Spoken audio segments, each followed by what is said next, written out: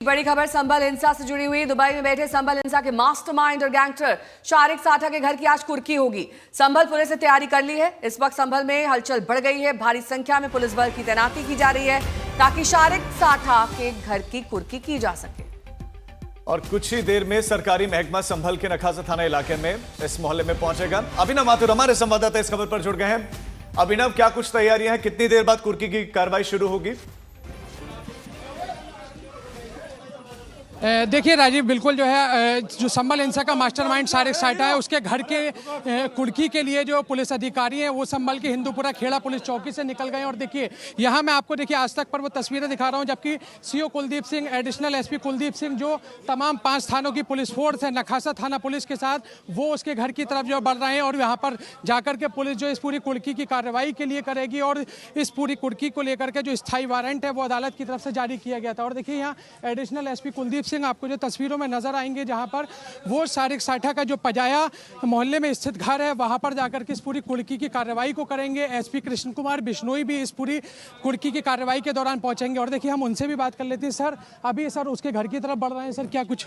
बस देखिए, अभी हम लोग जो हैं, हमारी टीम्स जो हैं वो एकत्र हो रही हैं और अभी ब्रीफिंग करके और जो सीनियर ऑफिसर से अभी डायरेक्शंस मिलेंगे उस हिसाब से कुर्की की कार्रवाई की जाएगी।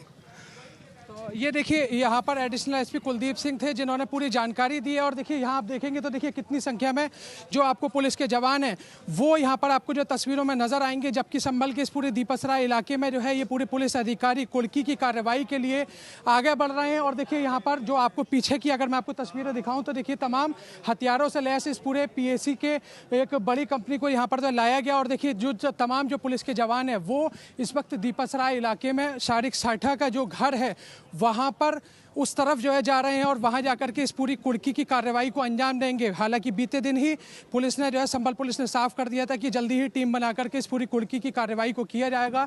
और जबकि संभल हिंसा का मास्टरमाइंड शारिक साठा को लेकर के लगातार संभल पुलिस तलाश कर रही थी, क्योंकि जिस तरीके से 24 नवंबर को भयानक हिंसा की तस्वीरें सामने आई थी उसको लेकर के संभल हिंसा की बड़ी साजिश रचने में शारिक साठा का नाम सामने आया था, जो कि इस वक्त दुबई में होने की जो है पुलिस को जो है खबर है। और इस वक्त जबकि जो है संभल हिंसा से जुड़े हुए शारिक साठा के जो 3 गुर्गे हैं उनको पुलिस गिरफ्तार करके जेल भेज चुकी है। लेकिन आपके पास दरअसल राजीव, एक्शन के केंद्र में अब संभल रहने लगा है। कभी वहां पर कुर्की की कार्रवाई होती है, कभी बुलडोजर एक्शन। ये प्रमुख तौर पर अब संभल के लिए एक आम बात हो गई है।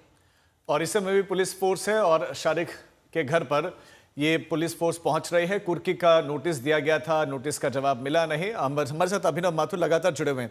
अभिनव, इसकी इन्वॉल्वमेंट के बारे में बताइए, कैसे इसने पूरी की पूरी साजिश रची? इन्वेस्टिगेशन में क्या क्या सबूत इसके खिलाफ मिले हैं? देखिए बिल्कुल 24 नवंबर 2024 को जो पूरी हिंसा हुई, उस पूरी हिंसा को लेकर के SIT का गठन किया गया था और SIT ने इस पूरे मामले की गहनता से जांच पड़ताल की। इस हिंसा के मामले में संभल पुलिस ने सबसे पहले 19 जनवरी को जो है शारिक साठा गैंग से जुड़े हुए जो एक आरोपी मुल्ला अफरोज था उसकी गिरफ्तारी की। और उसकी गिरफ्तारी के साथ ही उसके बाद फिर 25 जनवरी को जो है शारिक साठा गैंग से जुड़े हुए जो दूसरा आरोपी मोहम्मद वारिस था उसकी गिरफ्तारी की। और उसके बाद ही जो तीसरे नंबर पर 20 फरवरी को जो है शारिक साठा गैंग से जुड़े हुए तीसरे आरोपी गुलाम की गिरफ्तारी हुई, जिसमें मुल्ला अफरोज पर आरोप था कि उसके द्वारा यहाँ पर जो है पूरे इलाके में जो है वो हत्याएं कराई गई, जो कि संभल हिंसा के दौरान मारे गए 4 लोग थे। उसमें जो हत्याओं को अंजाम दिया गया, उसमें इस पूरे हत्या को अंजाम देने के पीछे जो है शारिक साठा गैंग का गुर्गा मुल्ला अफरोज था। दूसरा आरोपी मोहम्मद वारिस था, जिसको फिलहाल पुलिस ने गिरफ्तार किया था। और ये पुलिस ने खुलासा किया था कि जब 24 नवंबर को पूरी हिंसा के दौरान वहां पर जो है वो टीम के द्वारा सर्वे किया जा रहा था, तो उस दौरान एडवोकेट विष्णु शंकर जैन पर हमले की बड़ी लाउडस्पीकर द्वारा क्या आप वो सुना सकते हैं? क्या घोषणा की जा रही है वहां पर, अभिनव?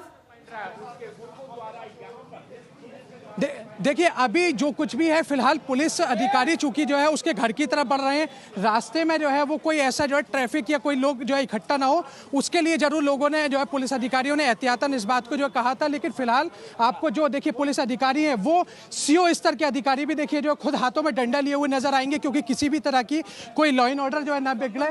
बॉडी प्रोटेक्टर से लैस जो इन पूरे जो तमाम थाना प्रभारी हैं उनको यहाँ पर जो कॉल किया गया है, किसी भी सिचुएशन से जो निपटने के लिए तमाम पूरी जो पुलिस फोर्स है वो यहाँ पर तैनात है। और देखिए ये वो तमाम यही वो रास्ता है जो कि समाजवादी पार्टी के सांसद घर की तरफ जो जाता है। और देखिए आगे की तरफ मैं अगर आपको दिखाऊं तो यही इससे कुछ ही दूरी पर समाजवादी पार्टी के सांसद का भी घर है। और इसी इलाके में यहाँ पर अब से कुछ टाइम पहले जबकि 12 दिसंबर को यहाँ पर दीपसराय पुलिस चौकी का निर्माण किया गया था, जबकि यहाँ पर उस पूरी बहुमंजिला पुलिस चौकी को बनाकर के इस पूरे इलाके को जो कवर किया गया था। और पुलिस ने साफ तौर पर कहा था कि एक तरफ हिंदूपुरा केला पुलिस चौकी और दूसरी तरफ यहाँ दीपसराय पुलिस चौकी, दोनों ही चौकियों का निर्माण काफी जरूरी था, क्योंकि इस पूरे इलाके में रहने वाले कई ऐसे दुर्दांत अपराधी हैं जिन पर नजर रखनी जो है जरूरी है। और इसी इलाके के कई ऐसे रहने वाले आतंकवादी भी हैं जिनको लेकर के लगातार खुफिया एजेंसी जो है वो नजर रखती है। पहला तो इसका गैंग चल रहा था, ये गैंग, इसके इन्वॉल्वमेंट किस किस तरह के मामलों में वांछित चल रहा था ये गैंग, एक दूसरा ये कितनी संपत्ति इसने अर्जित कर ली थी, कितनी संपत्ति की कुर्की हो रही है, अगर पैसे में आंका जाए तो वो कितनी हो रही है?